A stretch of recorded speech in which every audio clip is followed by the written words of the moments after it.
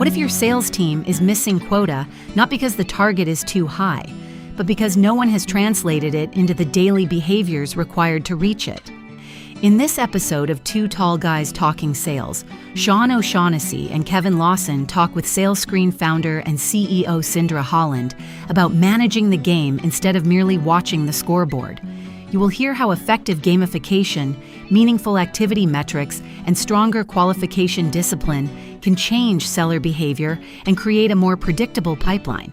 Stay with us to learn how to reverse engineer the quota and give your sales team a practical game plan before the quarter begins.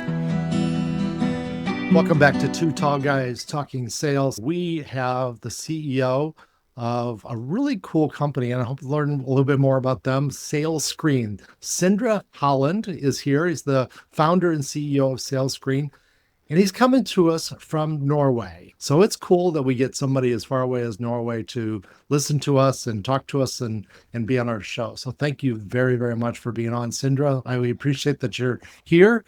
And when we talked earlier and when you were filling out some forms to get on the show, we asked you what topic made sense. What would you like to talk about? And it was an interesting opening. You said something to the effect of why most sales teams are set up to fail before the quarter even begins. And I think it's very interesting. Kevin and I are both athletic when we were young people. The whole idea of failing before you start was something that happens in athletics a lot. So this will be a fun conversation. So welcome to the show, Sindre. Thank you. It's great to be here. Thanks for being here. So let's dig into the concept here of why most sales teams are set up to fail before the quarter even begins, because we all know the statistics tell us that most salespeople don't hit their quota. Yeah, absolutely. And it's becoming a huge issue these days. But I think a lot of the managers get one thing wrong, and that's the fact that they're managing the scoreboard versus managing the game. I think what I mean about that is when obviously everyone wants to close a deal. There's no issue in that. That's what we want to do. But how do you do it? How do you lay the plan on and break that into real world activity that they can wake up every day and execute on, like an athlete, as you mentioned? What are they supposed to do to get that ball into the goal and score and win the game? Yes, we all want to close deals, but how do you get there? So more focus on that is what I'm getting at. So you mentioned on your website the gamification of the sales process. So I'm hearing you say a little bit of reverse engineering, right? Figure out the goal and activities. But the gamification, tell us more about that and how you landed on that as the linchpin or the unlocking moment for sales teams. Yeah, so it's what a lot of sales leaders do, right? It's they try to create incentives and, let's say, games and contests and spiffs around, again, the outcome, like scoring of the goal. But what they actually don't realize is that's not what good gamification looks like. You need to apply it on the things that is actually motivational in human nature. So I can wake up and I can tell myself, today I'm going to make 100 dials. I can't necessarily wake up and say, today I'm going to close a deal. That might not be in my control. But the activities, revenue generating activities that requires a level of motivation to execute on, is extremely impactful to apply gamification on, because that's when you really can move the needle on the middle performers and get them to do just a tiny bit more consistent performance every day. And that's going to lead you down the funnel and into actually scoring goals. I love this idea because Kevin and I are very big on trying to get our clients and our listeners to follow a sales process. And if you follow a sales process and you have any type of length of sale, which typically every B2B person does, you have this issue of the things you do at the beginning are going to affect the things that you do 2, 3, 4, 6, 10 months from now. And you have to do all of the steps in between. And if you don't do that, you won't be successful. So having some level of gamification, or at least make it fun, make it interesting, but also make the manager pay attention to how many people are doing this step of our sales process, so that we know that 3 months from now, we can actually ask for the order, or we can actually win the deal. I think that's a big deal. Is that kind of what you were talking about with the gamification of the whole process? Yeah, I would say applying gamification to the outcomes is not really gamification. That's reinforcing good behaviors and celebration. And that's important too. But that's not really going to change behaviors. If you want to change behavior, you need to be in control of those said behaviors. And where the managers can excel is to actually break it down in a meaningful way that they understand what they should be good at. And I'm not only talking about quantity. Of course, you could always, you have this, the law, the Goodhart's law that says if you start measuring dials, people are going to make dials, but they're going to, call a copier or whatever just to get the numbers up. And that doesn't help, right? So you need to measure the conversion rate to the next level. But yeah, if you show them what good looks like and break that down in a meaningful way, then it's much easier for them to map out mentally what they are supposed to do and what good looks like. And that's ultimately going to get them to go. I'm really curious, as a founder, when did you know you were really onto something with CRMs? Because CRM is an acronym that is like Kleenex. It's just everybody's got their version of a CRM, but you're onto something here with the accountability and dashboards. What was that aha moment for you as a founder, not just a user seller, that said, hey, I'm really onto something here with my version of how we drive sales success? Yeah, it was actually a client of us that used a different tool that was kind of built around messaging and notification. And it was a company that was like the Yellow Pages of the Nordics. And they send out a message to everyone in the company every time somebody closed a deal to create energy, specifically in the call center, where you could have phones vibrating at the same time. So when we came with like TV screens in the call center, and there was like Eye of the Tiger playing simultaneously, people reacted in a way that I couldn't imagine. They were jumping up and down, screaming, and the energy was so unreal. And we just, I looked at my co-founder at that moment when we just installed it, and I was like, holy shit, dude, we did this. Like, we created this level of excitement and energy with software, and that's unreal. Like, it's so important in sales to keep that energy high.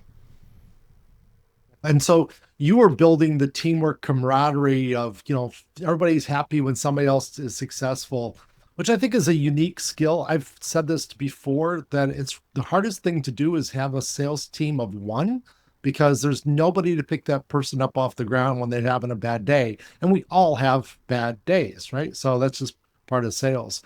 So yeah, do you find that bigger teams are more susceptible, or more, they like having gamification kind of ways of motivation? Or does this also work for a team of 2, 3, 4 salespeople as well? I would say the value in scales really well with the size of the teams. So we work with some of the world's largest sales teams with companies like Farmers Insurance and, Adobe and HP and SAP, and like they have really big sales teams, and it's easy to be forgotten in those large teams and not be seen.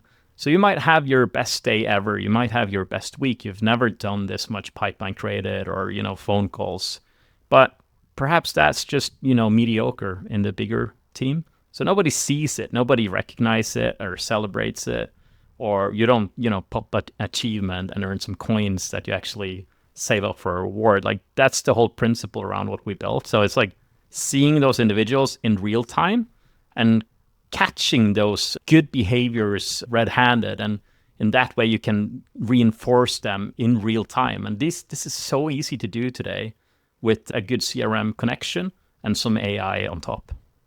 Oh, interesting. So I'd love to knit this together from a conversational aspect of, is this really the linchpin for why sales teams are set up to fail before the quarter begins? Like, they don't have this gamification. And so with that, if they don't have this, are they set up to fail, or is there more to it? And AI. Talk to us more about that. Yeah, we see it time and time again when we onboard new clients and we talk about, okay, so you have your target, and then we're starting to ask, like, how do you get to target? What does that actually mean? Like, how many dials do you need to make? How many meetings do you need to book? How many, opportunities do you need to have in order to get to target? And the math just blows their mind. They're like, they haven't thought about it. And it's so simple in a way, but it's like, it's that basic revenue architecture. You need to understand how to get to goal and what is the real activity that you need to put in and day out to get there, and be consistent about it. If not, you're going to get like that roller coaster ride where you have a lot of pipeline and you close it, and then that energy kind of drops and, oh shit, I need to go prospecting and cold calling again. No, that needs to be consistent every day if you want to keep at it and keep closing your quarter after quarter. So that's what I mean. It's like, you're so focused on the target and you want to get there, but you don't have a game plan. You don't know what is it that we're actually going to do to get there. And you need to have that basic understanding of the funnel and what good looks like, the conversion rates and the quantities. And that's what you need to focus on every day. So in many industries, we have to go through a series of steps before we can get a deal closed. We have to discover them. Obviously, that's an early stage. That's a prospecting kind of activity. But then we have to figure out, do we have a good fit? Do they have a problem that we really can solve, that our product is a good fit for that? And then we have to go through some level of justifying that to the customer and convincing the customer, even though the salesperson believes that I have a great product for you, you still got to get the customer to believe that as well. And then at the end, we have to close them for a deal. Do you find that it's better to do rewards or games or targets or whatever all the way through that sales process, or maybe just at the prospecting and then you kind of let it flow from there? What kind of works best in your world? Yeah, I think it's a good question. And it's one that we definitely see in our customer base as well. Like the more transactional type of sales process you have in nature, the quicker you will see a correlation between activities and the outcome, meaning the deal closed. But then we have like these huge and slower moving B2B sales teams like in Oracle and BMC. And for them, they might not even track sales. Like that's happening so few times a year. What they track is actually putting things into the CRM and doing the activities. So for instance, what you're talking about is also good qualification, and you have frameworks like Spiced, Medpic, and you could have quantification of that or gamification in the sense of like how many opportunities have you progressed and covered off on, M, like you've actually filled that CRM filled out, and how many did you do this week, this month? And if you start to quantify that across the team, you see patterns like the top performers are consistent. They have qualified quite a bit on the metric. And they actually also have 100% Medpic coverage now. And they spend this much time. Like you can quantify it in so many ways and make it into a game or make it something that you can gamify. So I think that there's still room to do this in the process. You just, if you do it, if you quantify it in the right way. You are speaking my language when you start talking about Medpic, and Kevin knew that. That's why he was smiling the whole time, because the reality is that I really enjoy having my clients use Medpic. It becomes a great way for us to qualify deals, figure out where things are and where because the salesperson needs more help in getting the deal to a certain stage, right? So it allows us to have a standard way of talking. And Medpic's not the only one out there. It's just really, really popular, especially for anything that's with a long sales cycle with IT kind of roots. So we are approaching the end of our time. And we warned you about this when we started, Sindre, that this was just going to fly by. 15 minutes is just tight. So quickly, tell us a little bit more about your company, what your company's all about, how people can get a hold of you if they're interested in gamification, and just kind of fill us in on your world a little bit. Yeah, I'm quite active on LinkedIn.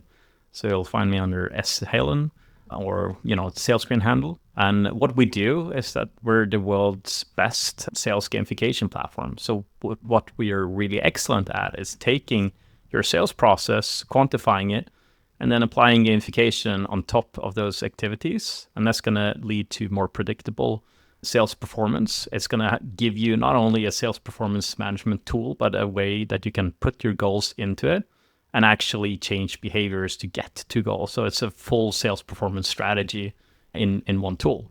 And I think in this day and age with AI doing more and more of the heavy lifting, I think that being human and being motivated to doing, good work every day is increasingly important. So I don't think AI is going to replace sales teams per se. It's going to make us super sales reps for sure.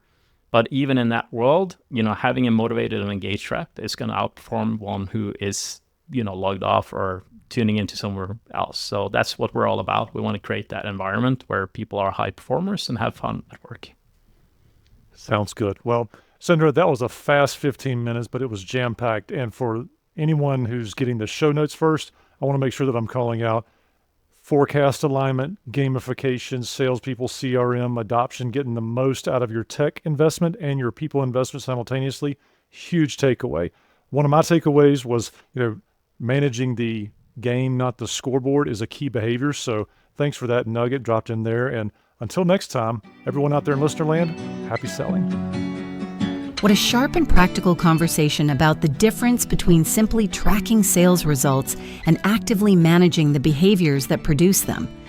One of the most valuable lessons was how sales leaders can gamify qualification and opportunity progression, not just closed revenue, by recognizing meaningful advances such as stronger med-pick coverage, confirmed buying committee access, completed decision criteria, and improved CRM discipline. That approach gives managers earlier visibility into deal quality while reinforcing the work required to move complex B2B opportunities forward. Your significant actionable item is to choose one sales role and reverse engineer its quarterly quota into a weekly activity model based on actual conversion rates. This matters because a quota without a defined path is merely an expectation, while a measurable activity model gives both the salesperson and manager something they can inspect, coach, and improve. Build that model today before customer calls, forecast reviews, and the daily rush push this important work back onto the someday list. If you need help with sales, sales management, or growing your company, reach out to Sean or Kevin using the contact information in the show notes. You can also join the B2B Sales Lab, where salespeople and sales leaders help one another answer difficult questions, find practical resources, and improve their ability to make quota. The link is waiting for you in the show notes. Subscribe to Two Tall Guys Talking Sales on your favorite podcast player, and meet us back here next Tuesday when the clock reaches 4:30 p.m. Eastern. Happy selling!